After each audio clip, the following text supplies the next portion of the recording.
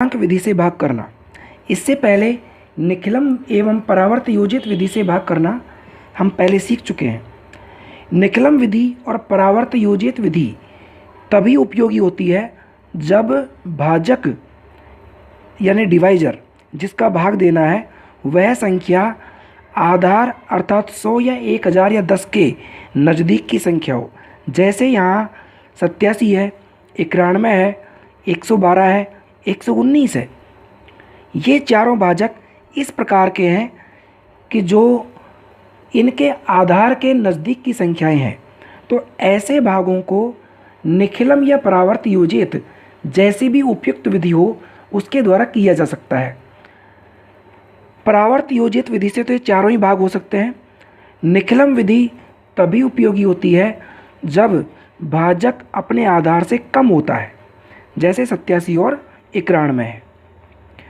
बाकी परावर्त योजित विधि से ये चारों भाग जिनका भाजक अपने आधार 100 के नज़दीक है, वो चारों ही भाग परावर्त योजित विधि से किए जा सकते हैं। परंतु जिन भाग फलों का या जिन भागों का जो भाजक है वो आधार के नज़दीक नहीं हो, उनसे काफ़ी दूर हो, जैसे 42 है, 151 है, 59 है या 879 है, ये अपने आधार 1000 से बहुत दूर है, तो ऐसे भागों को निखिलम या परावर्त योजित विधि से नहीं किया जा सकता। उनके लिए ध्वजांक विधि काम में ली जाती है। और ध्वजांक विधि से तो सभी प्रकार के भाग किए जा सकते हैं, इसीलिए हमने इन प्रश्नों को भी लिया है जो निखिलम या परावर्त योजित विधि से हो सकते हैं। तो ध्वजांक विधि सभी प्रकार के भाग के सवालों को करने के काम आ सकती है, और आज हम इसी ध्वजांक विधि को सीखने की कोशिश करेंगे। इस विधि के अनुसार जो हमारा भाजक है, जैसे इसमें 42 भाजक है, तो इस 42 को हम दो भागों में बांटते हैं। एक भाग इसका मुख्यांक कहलाता है और दूसरा भाग इसका ध्वजांक कहलाता है। अब चूंकि यहाँ भाजक में 2 ही अंक हैं, तो इसका दो भागों में विभाजन केवल एक प्रकार से ही हो सकता है कि इकाई अंक को हम ध्वजांक लें, ये ध्वजांक हो गया, और ये जो दहाई अंक है ये कहलाता है मुख्यांक। इसी प्रकार जितने भी भाजक 2 अंकों के होंगे उन सब में इकाई अंक को ध्वजांक लिया जाएगा, और दहाई अंक जो है, जैसे यहाँ 4 है, इसमें 8 है, इसमें 5 है, इसमें 9 है, इन सब को मुख्यांक लिया जाएगा। इसके अलावा जिन प्रश्नों में भाजक 3 अंकों का है, जैसे 112 3 अंकों का भाजक है, 119 ये भी 3 अंकों का भाजक है, और 151 ये भी 3 अंकों का भाजक है, तो इसमें जो अंकों का विभाजन है ध्वजांक और मुख्यांक में, वो 2 प्रकार से हो सकता है। सामान्यतया ध्वजांक में 1 अंक रखना ही ज़्यादा सुविधाजनक रहता है। अगर दहाई और सैकड़े के अंकों से मिलकर बनी हुई संख्या, जैसे कि यहाँ 11 है, इसका पहाड़ा आसानी से बोला जा सके, अर्थात इसका भाग आसानी से दिया जा सके। क्यों कि ध्वजांक विधि से भाग की क्रिया में हम केवल मुख्यांक का ही भाग देते हैं, पूरे 42 का भाग नहीं दिया जाता, केवल मुख्यांक का ही भाग देते हैं। तो ऐसी स्थिति में अगर 3 अंकों के भाजक में हम इकाई अंक को ध्वजांक लेते हैं, तो शेष 2 अंक जो बचे उनके द्वारा बनी संख्या, इसमें 11 है, इसमें भी 11 है, और इसमें 15 है। परंतु इस 879 में अगर आप इस 9 को ध्वजांक लेंगे तो 2 अंक जो शेष बच गए उनसे बनी संख्या होगी 87, और 87 का भाग देना इनकी तरह आसान नहीं है। 11 और 15 या 13 या जितने भी छोटी संख्याएं बनती हैं उनका पहाड़ा बोलना बहुत आसान होता है, तो उनका भाग देना भी बहुत आसान रहता है। परंतु जब ध्वजांक में 1 अंक लिया जाता है और मुख्यांक में 2 अंक लिए जाते हैं, तो ये भी देखना पड़ता है कि जो 2 अंकों से बनी हुई संख्या है, क्या उसका भाग हम आसानी से दे सकते हैं? अगर दे सकते हैं तो ये बहुत अच्छा है, क्योंकि ध्वजांक में 1 अंक लेना ज़्यादा सुविधाजनक रहता है। अन्यथा ऐसी स्थिति में जहाँ ध्वजांक को छोड़कर शेष अंक जो बचे उनका पहाड़ा बोलना या उनका भाग देना आसान नहीं हो, तो फिर हम ध्वजांक में 2 अंक लेते हैं और मुख्यांक में 1 अंक ही लिया जाता है। ध्वजांक में 1 अंक लेने पर क्रिया थोड़ी आसान होती है और 2 अंक लेने पर थोड़ी मुश्किल होती है, लेकिन वह इतनी मुश्किल भी नहीं होती कि हम उसको छोड़ करके 87 का भाग देने लगे या इसका पहाड़ा याद करें। तो ऐसी स्थिति में जहाँ 2 अंकों से बनी संख्या बड़ी होती है, वहाँ 2 अंक ध्वजांक में लिए जाते हैं और 1 अंक मुख्यांक में लिए जाता है। तो ये सबसे पहले ध्यान देने की बात है कि ध्वजांक विधि में जो भाजक होता है उसके 2 भाग या 2 पार्ट किए जाते हैं, एक ध्वजांक और एक मुख्यांक। ये अपनी सुविधानुसार रहता है अगर भाजक 2 अंकों से अधिक होता है तो, और यदि 2 अंकों का ही भाजक है तो फिर 1 अंक तो ध्वजांक में लिया जाएगा और 1 अंक मुख्यांक में लिया जाएगा।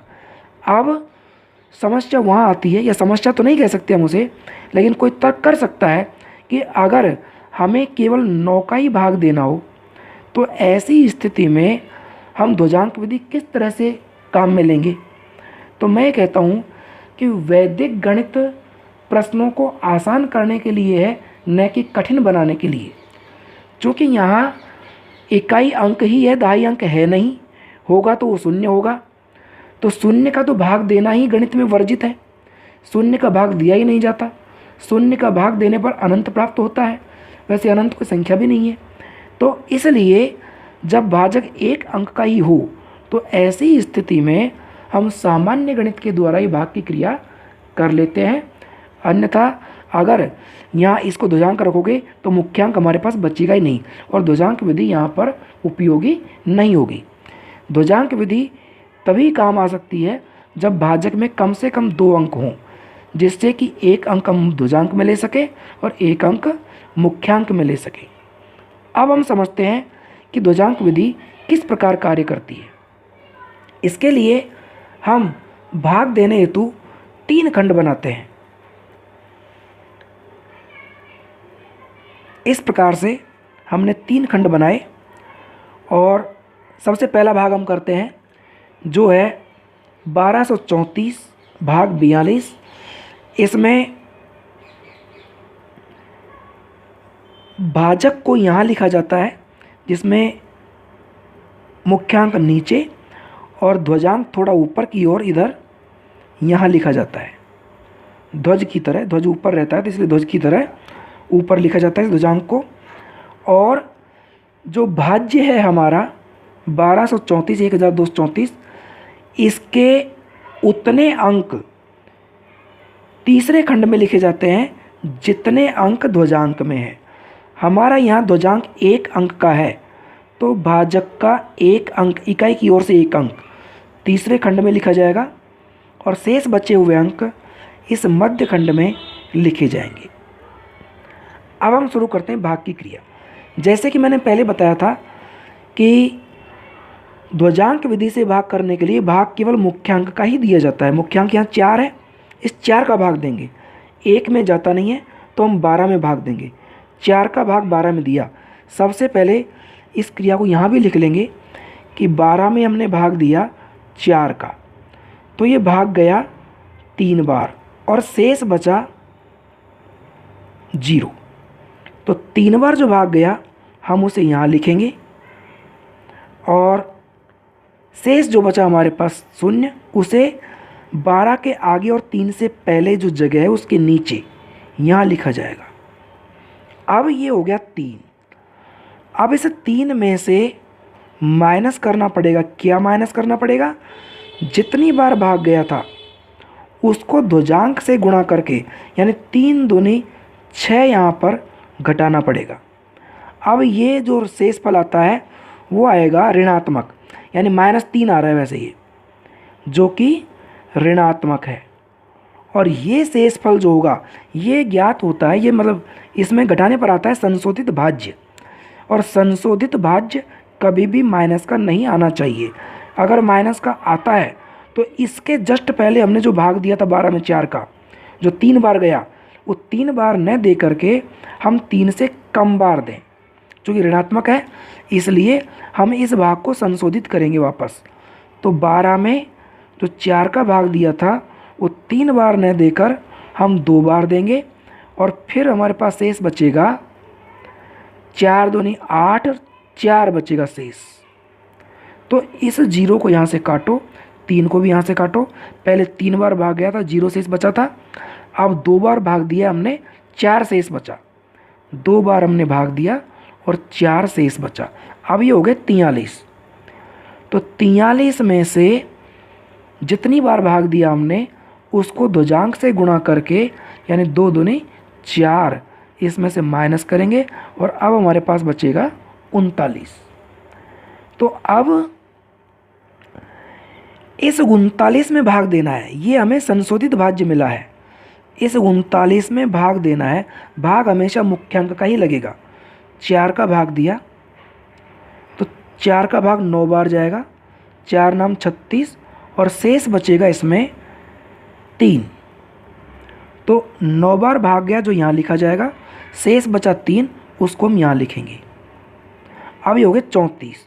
इस 34 को यहाँ उतार लीजिए और माइनस करिए, जितनी बार भाग दिया हमने पहले उसको ध्वजांक से गुणा करके 9 दूनी 18 हम माइनस करेंगे तो ये शेषफल प्राप्त होगा। अब जब हम तीसरे खंड में आ जाते हैं तो तीसरे खंड में शेषफल ज्ञात किया जाता है। 34 में से 18 माइनस करेंगे तो ये बचेंगे 16। तो इस प्रकार से भागफल हमें प्राप्त हुआ 29 और शेषफल हमें प्राप्त हुआ 16। इस प्रकार से ये ध्वजांक विधि से भाग दिया जाता है। ध्वजांक विधि में भाजक के 2 भाग होते हैं, एक ध्वजांक एक मुख्यांक। अगर भाजक 2 अंकों का ही है तो इकाई अंक ध्वजांक होगा, दहाई अंक मुख्यांक होगा। अगर भाजक 3 अंकों का है तो ऐसी स्थिति में 3 अंकों का भाजक होने पर हम इसके 2 प्रकार से भाग कर सकते हैं कि एक हम मुख्यांक लें और 12 ध्वजांक लें, या फिर 11 मुख्यांक लें और 2 ध्वजांक लें। लेकिन मैं पहले ही बता चुका हूँ कि ध्वजांक में 1 अंक लेना ज़्यादा सुविधाजनक होता है, और ये तब तक उपयोगी है जब तक हम इस शेष बचे हुए 2 अंकों से बनी संख्या 11 का आसानी से यहाँ भाग दे सकते हो। परंतु अगर 3 अंकों का भाजक इस प्रकार का हो कि 1 अंक इकाई अंक को ध्वजांक में लेने पर, यानी इस प्रकार से अगर हम स्थिति बनाएं कि 8 को हम मुख्यांक लें तो 87 को मुख्यांक लें और 9 को ध्वजांक लें, तो ऐसी स्थिति में 87 का भाग देना आसान नहीं है। तो फिर हम ध्वजांक 2 अंकों का लेते हैं। ऐसे ही यहाँ 11 को मुख्यांक ले लेंगे, 9 इसमें ध्वजांक हो जाएगा, 15 मुख्यांक लेंगे और 1 इसमें ध्वजांक हो जाएगा। क्यों कि अगर हम 2-2 अंकों का ध्वजांक बनाते हैं तो वहाँ क्रिया थोड़ी कठिन हो जाती है। फिर 1 का भाग देना कोई ज़्यादा युक्त संगत नहीं है, मतलब क्योंकि 1 का भाग तो जितनी संख्या होगी उतनी बार चला जाएगा, फिर बार बार यहाँ ऋणात्मक शेषफल बचेगा जो हमारे लिए थोड़ा दिक्कत महसूस करने वाला हो जाएगा। अब हम 2 संख्याओं के मतलब 2 अंकों का जो भाजक है 87, इसका भाग हम देते हैं। इसमें 98,765 में 87 का भाग, 98,765 में 87 का भाग, 98,765 भाग 87। हम पहले की तरह 3 खंड बनाते हैं और यहाँ भाजक लिखा जाएगा जिसमें 8 मुख्यांक होगा, 7 इसमें ध्वजांक होगा। ध्वजांक में 1 अंक है इसलिए भाज्य का 1 अंक 5 तीसरे खंड में लिखा जाएगा। शेष अंक यहाँ लिखे जाएंगे 9, 8, 7 और 6। अब यहाँ हम 8 का भाग देंगे 9 में, 9 में भाग देंगे 8 का, जो एक बार तो भाग जाएगा और शेष बचेगा हमारे पास 1, क्योंकि 8 एकम 8, 1 बचा 9 हो गए। तो एक बार भाग गया जो तो यहाँ लिखो, और शेष बचा 1, उसको 8 के पहले थोड़ा यहाँ लिखिए। अब ये हो गया 18। 18 में से हम भागफल को ध्वजांक से गुणा करके घटाएंगे, यानी 1 को 7 से गुणा किया 7, और ये हमें मिलेगा 11, जो कि संशोधित भाज्य है। अब इस 11 में वापस भाग लगेगा 8 का। 8 का भाग देने पर 8 एकम 8 और 3 बचे शेष बच गया 3। तो एक बार भाग गया उसको तुम यहाँ लिखेंगे, और शेष बच गया 3, इसको 7 के पहले लिखेंगे यहाँ पर। अब ये हो गया 37। 37 में से हम इस भागफल के एक अंक को, इसको जो हमें प्राप्त हुआ जस्ट पहले, इसको ध्वजांक से गुणा करके, यानी 1 को 7 से गुणा किया 7, ये माइनस किया तो हमें मिला 30। ये आ गया संशोधित भाज्य। अब इस संशोधित भाज्य में हम देंगे भाग 8 का, मुख्यांक का। मैंने पहले बताया कि भाग हमेशा मुख्यांक का ही लगता है। 8 तिया 24, 3 बार भाग गया और शेष बचेगा 6, तो 3 बार भाग गया उसको यहाँ लिखो, शेष 6 को यहाँ लिखो। ये हो गए 66। अब 66 में से माइनस करो जस्ट पहले जो भागफल का अंक प्राप्त हुआ है 3, उसको ध्वजांक से गुणा करके, 3 सत्ते 21, 21 यहाँ माइनस होगा तो संशोधित भाज्य मिलेगा हमको 45। अब इस 45 में देना है भाग किसका, 8 का। 8 का भाग देंगे तो 8 पंजो 40, और शेष बच गया अब की बार 5, तो 5 बार भाग गया वो तो यहाँ लिखा जाएगा, शेष बच गया 5, वो यहाँ लिखा जाएगा। जब हम तीसरे खंड में आ जाते हैं तो ये 55 हो गया। इस 55 से हम शेष फल ज्ञात करेंगे, माइनस करेंगे 5 को 7 से गुणा करके, 5 सत्ते 35, और 35 माइनस किया तो ये हमको मिलेगा 20।